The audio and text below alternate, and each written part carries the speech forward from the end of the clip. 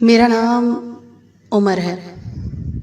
میں لاہور کے ایک چھوٹے سے گاؤں میں رہا کرتا تھا، لیکن اب میں وہ گاؤں، وہ شہر، وہ ملک سب کچھ چھوڑ کر آ گیا.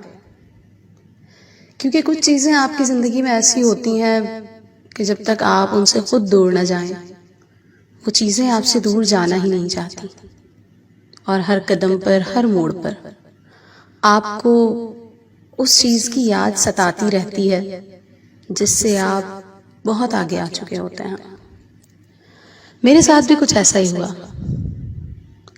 میری بھولی سی کزن میری بچپن کی محبت تھی. میں اور وہ بچپن میں ساتھ کھیلا کرتے، پڑھ لکھ کر بڑے ہوئے.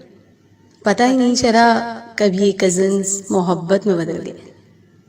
خیر دوستی ہی تھی، لیکن محبت تو پھر بس اچانک ہی ہو گئی.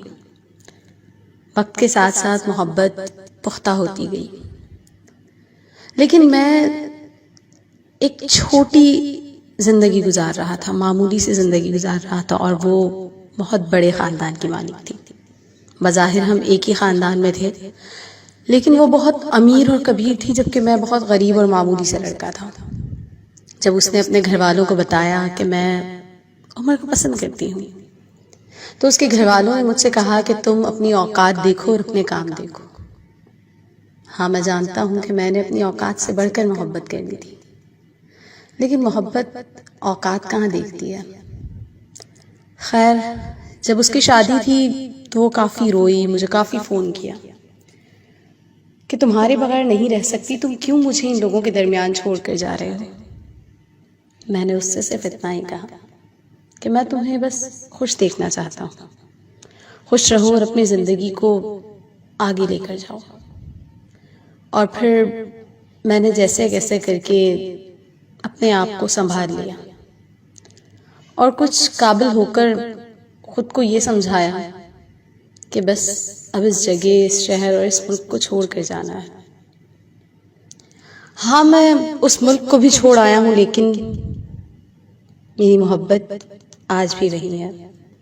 میرا دل آج بھی اسی چھوٹے سے گاؤں میں موجود ایک لڑکی کے دل میں ہے جسے میں نے بچپن سے چاہا تھا. لیکن کاش کہ بچپن کی محبت مجھے مل جاتی. وہ محبت مجھے آج تک نہیں ملی، اور بس میں اکیلا اور تنہا زندگی گزار رہا ہوں. اس لڑکی کو لگتا ہے کہ میں نے اسے دھوکہ دیا ہے، لیکن اسے کون بتائے کہ اس کے گھر والوں نے مجھے میری اوقات یاد دلوائی ہے. ہاں میں اوقات اور محبت میں سے اوقات کو چن آیا ہوں. محبت کو میں نے اللہ کے سپرد کر دیا کہ اللہ تو میری محبت کو ہمیشہ سلامت رکھنا.